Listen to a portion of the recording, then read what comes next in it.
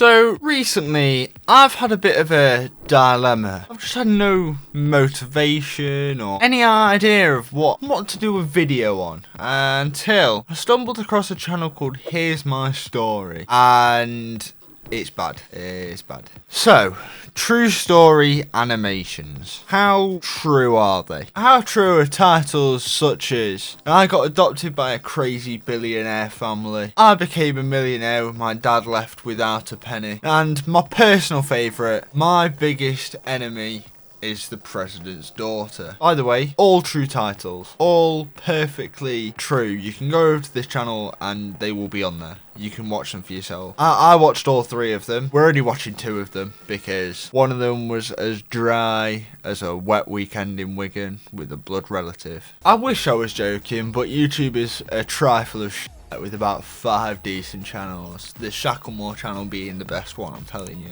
Just like and subscribe before we get into the video. Also follow the Twitter at Shacklemore. There's some good content, good tweets, you know. So, should we watch the videos? Should we talk about these videos? Hello everyone, I'm Zoe. When I was a baby, my mom left me outside of a hospital. I never saw my biological parents after that. I got adopted when I was 2 years old. My new parents were amazing. They never made me feel like I was adopted. They made sure I had a wonderful childhood. But when I was 14, we all got into a terrible car accident on our way to go camping. I was the only one who survived. My life suddenly turned upside down. I had to move to a group home. Most of the other kids there were around my age. Children usually get adopted at a younger age. Of course, that makes sense. Who wants to adopt a teenager? Adoptive parents generally prefer younger children so they can raise them however they want. I was there for almost a year. One morning, I was told the director wanted to see me. When I walked into his office, I saw that he was there with a woman. She stood up abruptly when she saw me. She stared at me. She seemed surprised. Without taking her eyes off me, she said, "Mr. Brown, let's proceed with the adoption." That's when I realized this was an adoption meeting. My legs started shaking. She said, "Welcome to our family. I can't wait for you to start calling me Mom," and gave me a hug. Even though I was really excited, something about her seemed off. She was supposed to come pick me up the next day. I was waiting in the front yard with my friends. I was watching the street. All of a sudden, we heard a loud noise coming from above. We looked up and saw a helicopter. I've never seen one so close. We watched as it landed on an empty lot next to our building. Then someone got out and started running towards us. I couldn't believe my eyes when I realized that it was my new mother. In the next couple of days, I would find out that I was adopted by a billionaire family who got around the city in a helicopter and traveled elsewhere in their private jet. No, they don't. No, they don't. I wish that was a viable option, but even Bill Gates doesn't do that. I mean, Jeff Bezos doesn't do that. All these billionaires, think about it. It costs so much money. You've got to pay for the crew. Unless she has a pilot's license herself, she's got to pay for a crew, then all the fuel, and then I'm sure there's costs of being in the air. There's the license cost. It's not happening, right? No, it doesn't happen. Especially with the fact that you were in a city. And you may be thinking, well, Jack, let's give them the benefit of the doubt. They're billionaires, right? They've got all this money. They've got the money to do it. But no. It doesn't work like that. No, you can't just land anywhere you want. And plus, a car is way more efficient. Unless it's like a 4-hour journey. My camera's gonna die. Unless it was like a 4-hour journey, then fair enough. But you were in a city and a helicopter just landed. Just landed. Because that's what they do. You're just able to do that. Silly. Kid me if I'm wrong, but aren't there like power lines and other cars and, you know, buildings in a city? No! You have to have an open space to land a helicopter. It just doesn't happen. It just doesn't happen. But because I didn't know this at the time, being picked up in a helicopter was a huge surprise. After a 30-minute flight, we arrived at a property outside of the city. It was surrounded by high walls. There was a huge mansion in the middle with various small buildings around it. Who were you adopted by? Drake. Well, who writes this shit? I imagine it's just one bloke hyped up on lines. Girl adopted by billionaires. They're mental. Go on, like that. Yeah. I don't understand. This shit doesn't happen. It just doesn't happen. I would like to think it does, but life isn't always this wonderful, you know? Right, I am going to skip forward though because, you know, this is just her doing classes. After a while, a maid showed up. "Miss Nicole, your mother and father are expecting you at the White Hall," she said. I followed her. At the same time, I was going through the things I'd learned so that I wouldn't make a mistake. Everything in the White Hall was white. When I walked in, my new mom and dad stood up. My dad was looking at me as if he was under a spell. Then he gave me a hug and started sobbing. At the same time, he was saying, "Nicole, my sweet girl, my little daffodil, you see, we're together again." Then my mom hugged me. I was trying to understand what was happening. What did my new dad mean when he said, "You see, we're together again"? Just then, I noticed a giant painting on the wall. It was a portrait of a girl in a white dress, just as the room called for. She looked so much like me that at first glance, I thought they had commissioned a portrait of me, but of course, it wasn't me. I turned to my new mom. I asked, "Who is this?" "It's you, darling. It's your portrait. It's been hanging there for a year. Who else could it be?" She answered. I didn't understand. I looked at my new dad. "Nicole, do you want to go horse riding tomorrow morning? I missed riding with you," he said. The atmosphere in the room was so weird. I could sense that I had to do something, but I had no idea what to do. What did this all mean? Why were they acting like I had always lived in this house? I started to cry. My new mom said, "Nicole, why are you crying? Didn't Miss Abby teach you that you're not supposed to cry? You never cry." And hearing this, I began to cry even harder. My name is not Nicole. My name is Zoe, and I'm a crier.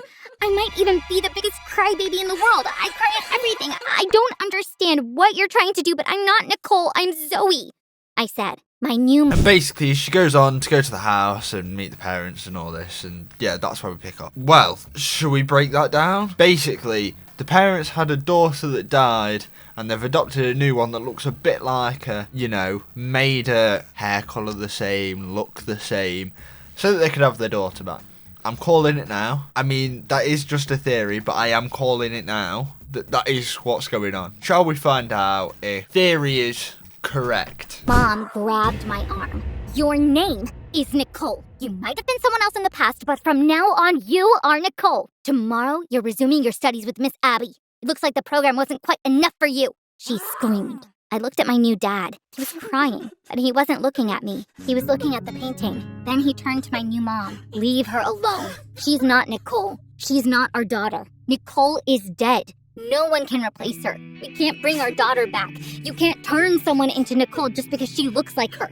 Nicole is dead, and no one can bring her back now," he said, and started sobbing. His wife went... What did I say? Called it.